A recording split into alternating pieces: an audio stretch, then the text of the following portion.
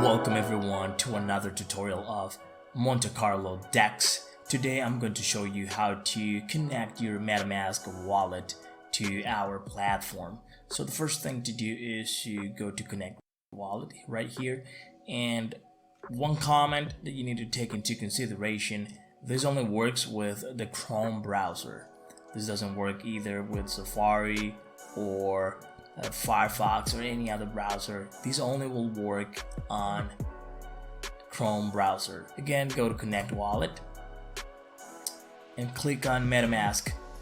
I'm assuming that you have MetaMask already installed in your Chrome browser. It will pop up this window. You will select the account that you want to connect, then click next, and then click connect.